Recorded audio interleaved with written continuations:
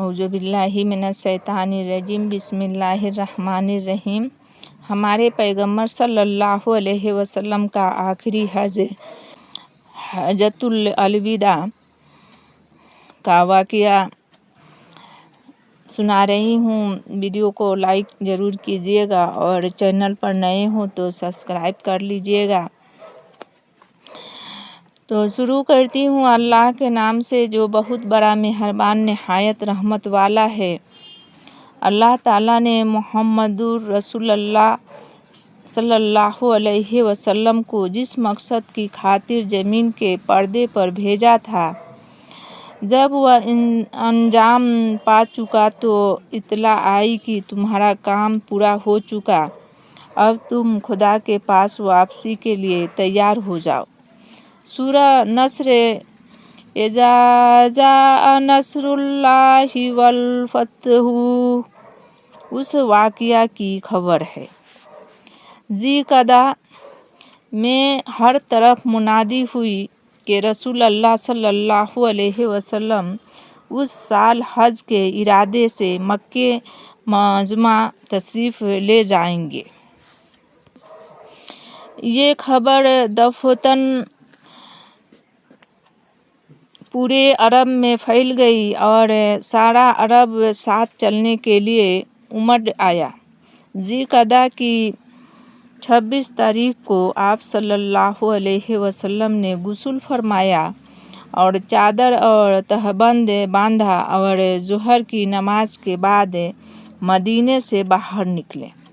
مدینے سے 6 میل پر ذوالحلیفہ کے مقام پر رات گزاری اور دوسرے دن دوبارہ غسل فرما کر 2 رکعت نماز ادا کی اور احرام باندھ کر قصو نامی اونٹنی پر سوار ہوئے اور بلند آواز سے یہ الفاظ فرمائے جو آج تک ہر حاجی کا ترانہ ہے: لبیک اللہم لبیک لبیک لا شریک لک لبیک ان الحمد والنعمت لک والملک لا شریک لک۔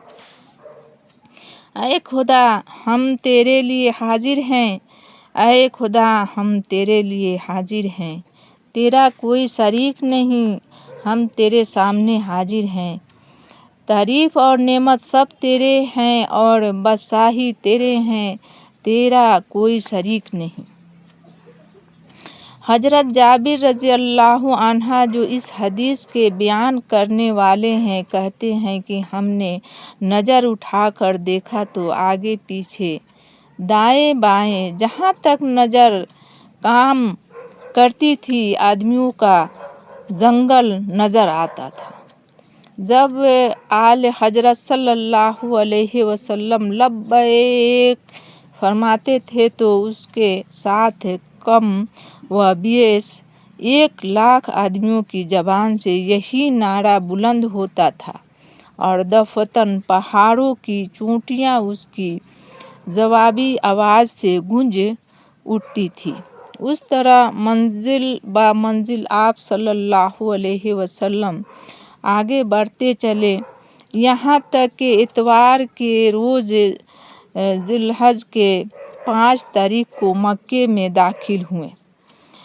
کعبہ نظر آیا تو فرمایا اے خدا اس گھر کو عزت اور شرف دے۔ کعبہ کا طواف کیا، مقام ابراہیم علیہ السلام میں کھڑے ہو کر 2 رکعت نماز ادا کی اور صفا کی پہاڑی پر چڑھ کر فرمایا خدا کے سوا کوئی معبود نہیں، اس کا کوئی شریک نہیں، اسی کی بادشاہی اور اسی کی حمد ہے، وہی مارتا ہے اور جلاتا ہے، وہ ہر چیز پر قدرت رکھتا ہے، کوئی خدا نہیں مگر وہی اکیلا خدا، اس نے اپنا وعدہ پورا کیا، اپنے بندے کی مدد کی اور اکیلے سارے جارحیتوں کو شکست دی۔ عمرے سے فارغ ہو کر آپ صلی اللہ علیہ وسلم نے دوسرے صحابیوں کے احرام کھول دینے کی ہدایت فرمائی۔ اسی وقت حضرت علی رضی اللہ عنہ مرتضی یمنی حاجیوں کے ساتھ مکے پہنچے۔ جمعرات کے روز 8ویں ذی الحجہ کو آپ صلی اللہ علیہ وسلم نے سارے مسلمانوں کے ساتھ منی میں قیام فرمایا۔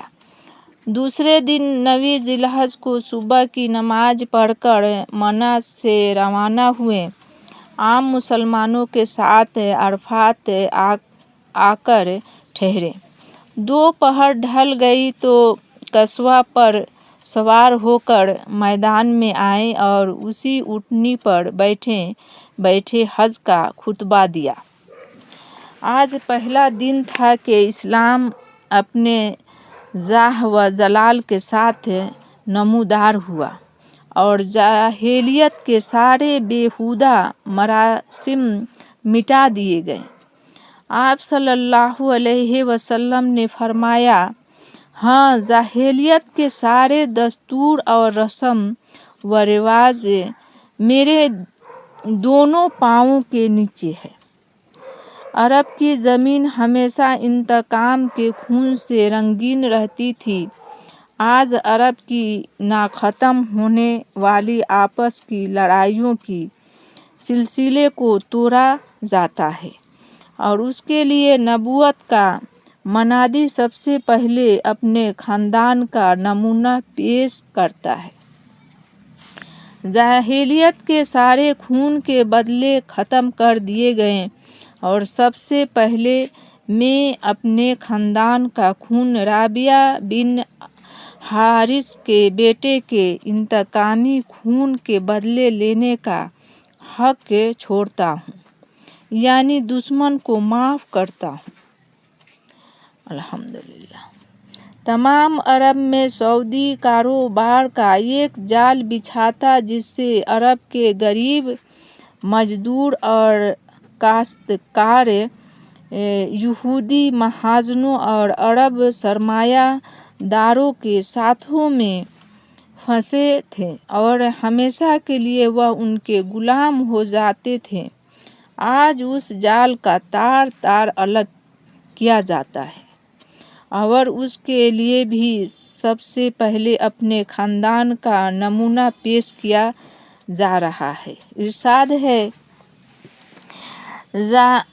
جاہلیت کے سود مٹا دیے گئے اور سب سے پہلا سود جس کو میں مٹاتا ہوں وہ اپنے خاندان کا یعنی عباس رضی اللہ عنہ بن عبد المطلب کا ہے۔ آج تک عورتیں ایک طرح سے شوہروں کی منقول جائیداد تھیں جو جوؤں میں ہاری اور جیتی جا سکتی تھیں۔ آج پہلا دن ہے کہ یہ مظلوم گروہ انصاف کی داد پاتا ہے۔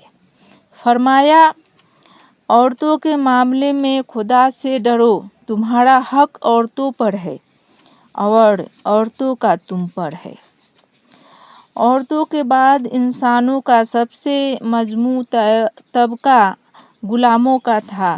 آج ان کے انصاف پانے کا دن آیا ہے۔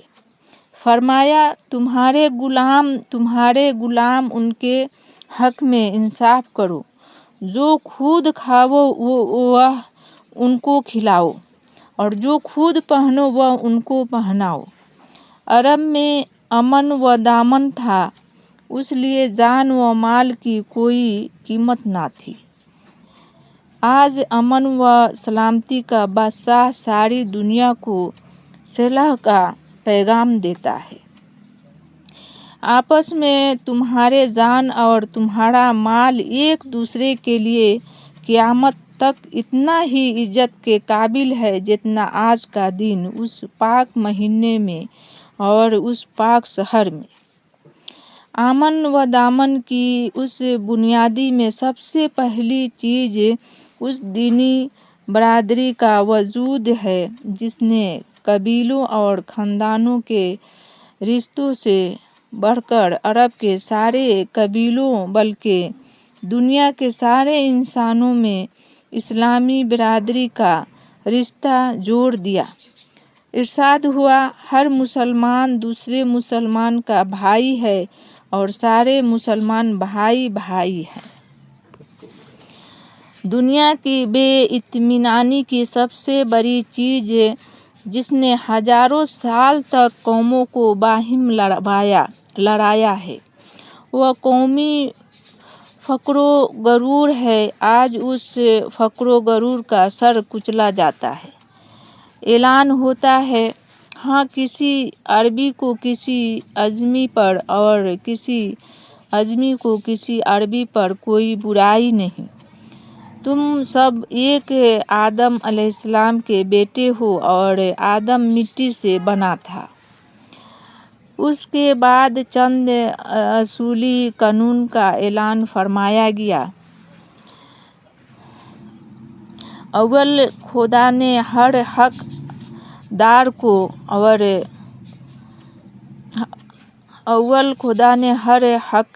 को वरासत के रोसे उसका हक दे दिया।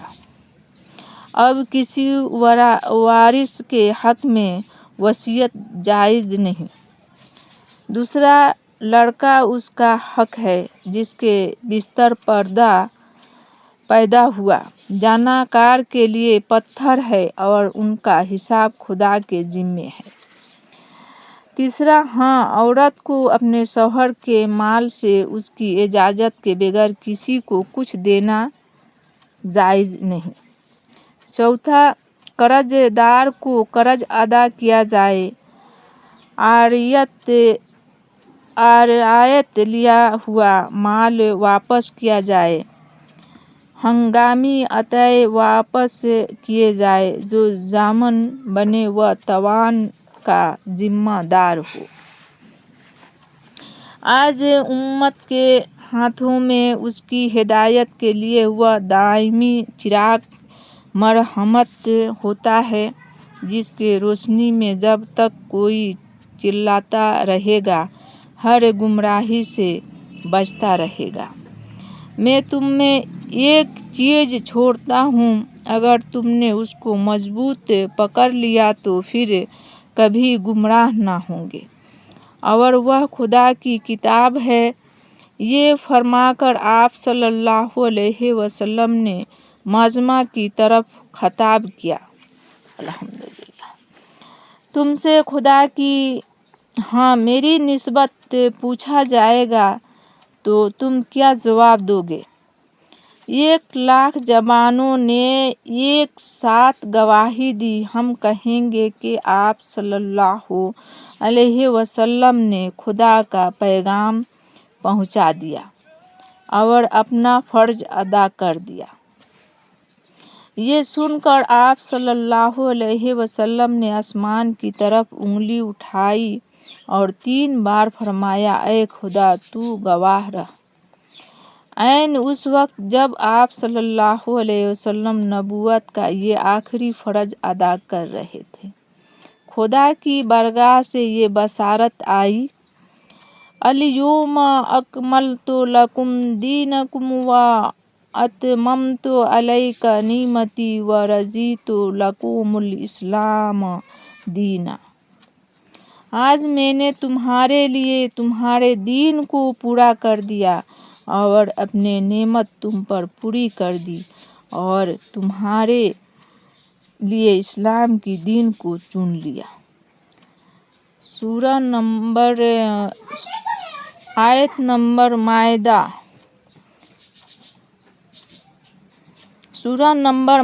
आयत नंबर 3।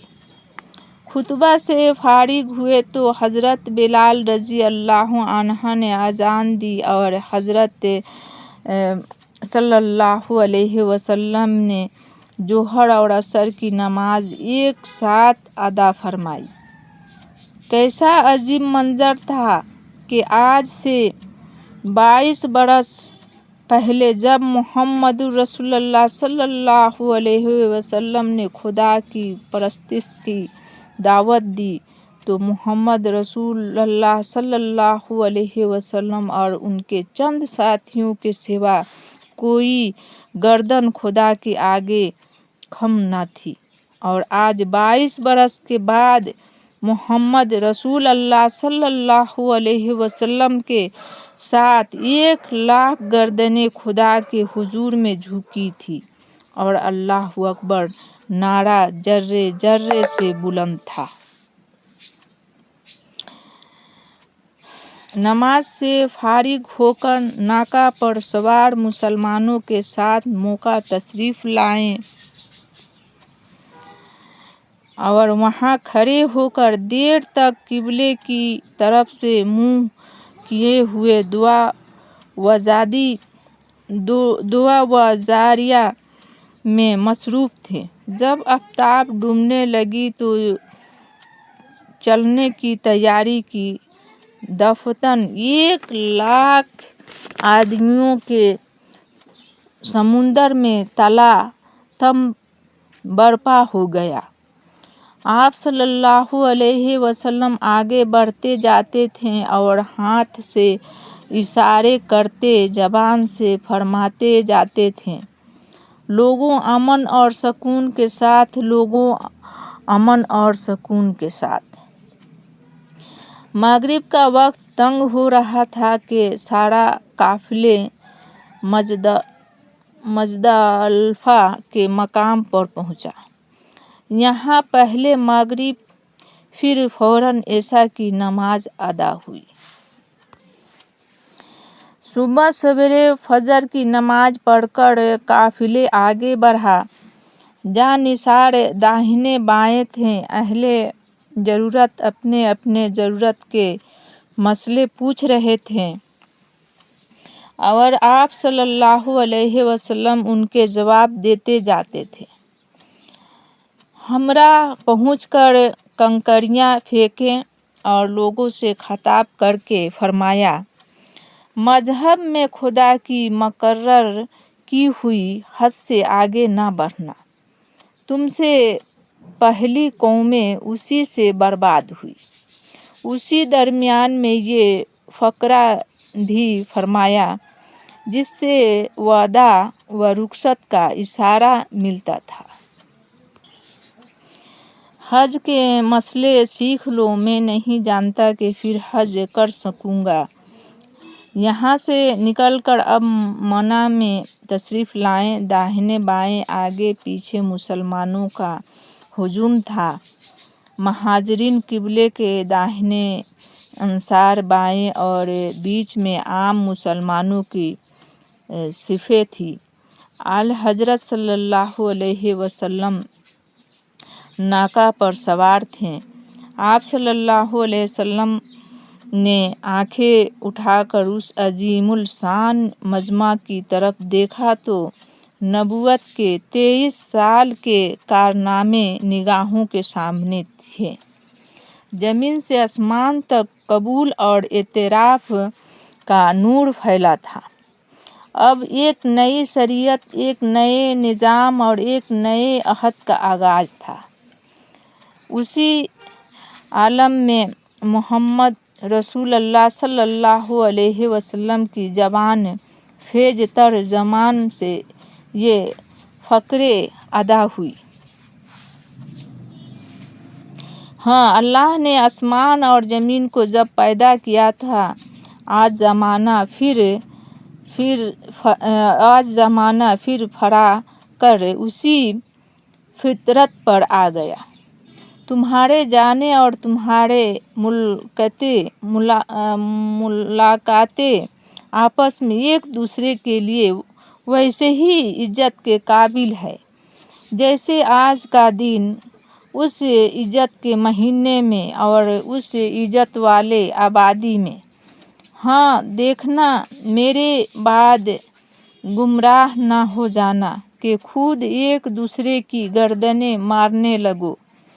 تم کو خدا کے سامنے حاضر ہونا ہے اور وہ تم سے تمہارے کاموں کی بابت پوچھے گا۔ اگر تم پر ایک کالا نقطہ गुलाम भी सरदार बना दिया जाए जो तुमको खुदा की किताब के मुताबिक ले चले तो उसका कहाँ मानना। अपने परवरदिगार की परस्तित करना, 5 वक्तों की नमाजें पढ़ना, रमज़ान के महीने का रोज़ा रखना और मेरे हुक्मों को मानना, तुम अपने परवरदिगार की जन्नत में दाखिल होंगे। हाँ, अब शैतान उससे नाउम्मीद हो गया। अब शैतान उससे नाउम्मीद हो गया कि तुम्हारे उस शहर में उसकी परस्तित से फिर कभी होगी। हाँ, छोटी छोटी बातों में उसके कहने में आ जाओगे और वह उसी से खुश होगा। ये कहकर आप सल्लल्लाहु अलैहि वसल्लम ने मजमा की तरफ इशारा करके फरमाया, क्या मैंने अपना पैगाम पहुंचा दिया? हर तरफ से आवाज़ें आने लगी, हाँ बेशक। फरमाया, खुदावंद गवाह रहना। ये कहकर इरशाद फरमाया, जो यहाँ मौजूद है वह उस पैगाम को उस तक पहुँचा दे जो यहाँ नहीं।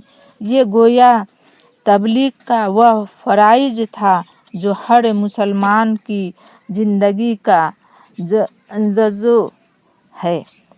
उन सब के बाद आप सल्लल्लाहु अलैहि वसल्लम ने तमाम मुसलमानों को अलविदा कहा।